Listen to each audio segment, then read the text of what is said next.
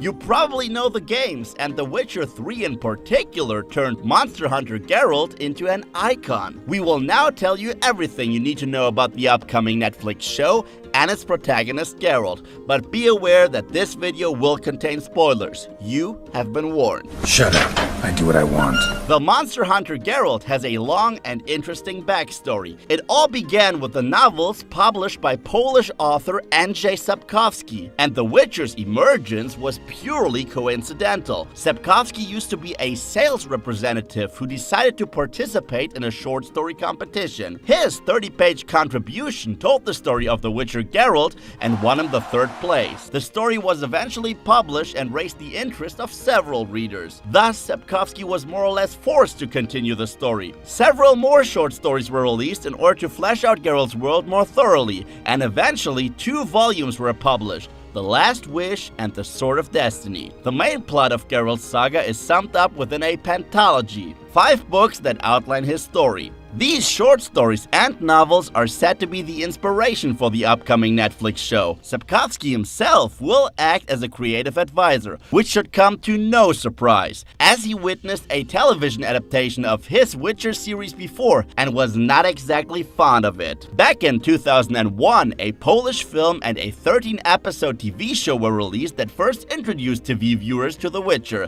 But as mentioned before, Sapkowski was not a fan. No! God, please, no! The Polish game company CD Projekt Red, however, managed to faithfully adapt the stories of Geralt. The Witcher was published in 2007, which engendered the sequel The Witcher 2: Assassins of Kings in 2011, which then was followed up by the hugely successful The Witcher 3: Wild Hunt. CD Projekt Red exposed the player to a huge world populated by monsters, several dangerous yet beautiful and incredible landscapes that almost invited the player to stay there. The game's success is certainly one of the main reasons why the show is being made. It has, however, been stated that the show is not going to be a beat-by-beat adaptation of the games. The short stories and novels by Sapkowski are the basis for the series, and the first scripts have already been written, as showrunner Lauren Schmidt-Hisrich confirmed on Twitter. The first season is said to consist of 8 episodes, and yet the show won't be able to deny a connection to the games. At least 1 episode is said to be helmed by Polish director Tomasz Baginski. He will also act as one of the show's producers, which is a blessing since he has extensive knowledge on the subject matter.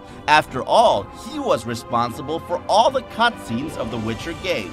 Baginski was previously in talks regarding a feature film, but now that a TV show is scheduled, this project seems to have been put on hold for now.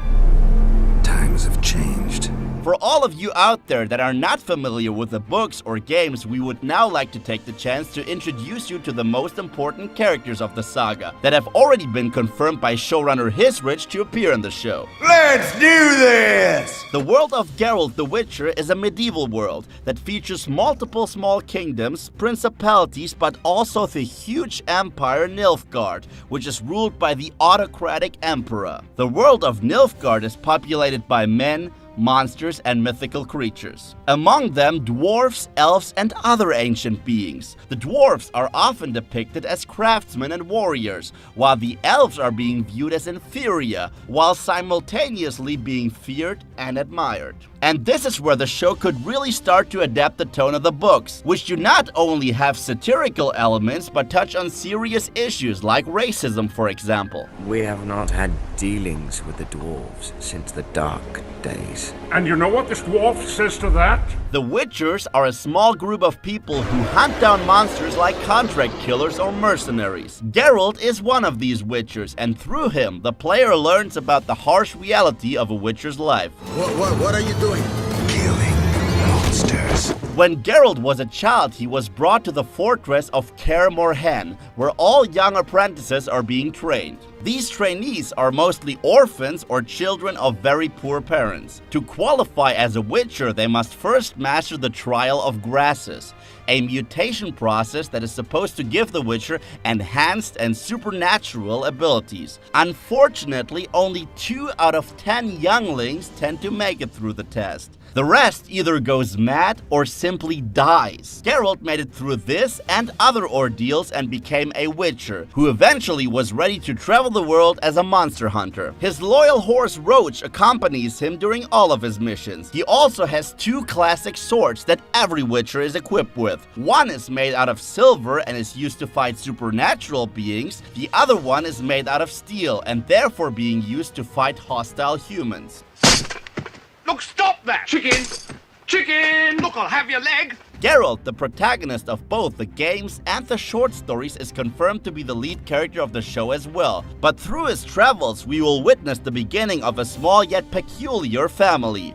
It all begins with the young Ciri. And no, we are not talking about Apple's new invention. Aside from Geralt, Ciri is the most important character within the saga. After freeing her father from a terrible curse, Geralt demanded a payment. Unbeknownst to him, that payment would come in the form of the young Ciri, who hadn't even been born yet. Generally, girls cannot become witchers, but Ciri possesses unnatural abilities that multiple interest groups intend to use for themselves. That is why Ciri is constantly on the run. One could describe her as Geralt's rebellious adoptive daughter, whom he never wanted to have in the first place, yet feels very responsible for. Ciri, take us home. Aside from Ciri and Geralt, there is also Yennefer. She is a mighty witch and Geralt's only true love, even though he cheated on her multiple times in the past. They are an odd couple and Yennefer is of great importance to the overall plot. She becomes a mother figure and mentor for Ciri and teaches her all about magic. Let's do this. Come back soon, all right? See you. Another important woman in Geralt's life is Triss Merigold. The extremely beautiful magician is unhappy in love with Geralt, but despite that managed to become friends with Yennefer, which makes this love triangle more than interesting. We've always loved each other. You're in love with us? There's no point in fighting it.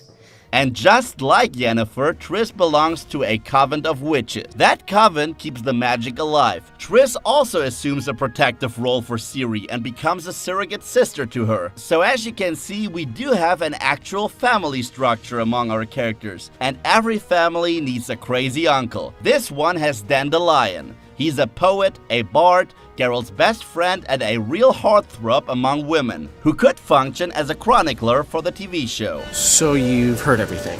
The Netflix show is set to give us an epic fantasy adventure with multiple fun characters, hopefully great monsters, ambitious fight sequences, and beautiful landscapes. The show is rumored to be shot in Europe, which would help create the medieval tone that the series seems to be going for. If everything goes according to plan, the show could be available on Netflix between the end of 2019 and beginning of 2020. The cast list has already been announced. Superman, aka Henry Cavill, will portray Geralt. The 17-year-old Freya Allan will take on the role of Ciri, and Anya Chalotra will play the part of Yennefer. So aside from Cavill, the show will feature a mostly unknown cast. Thanks for everything.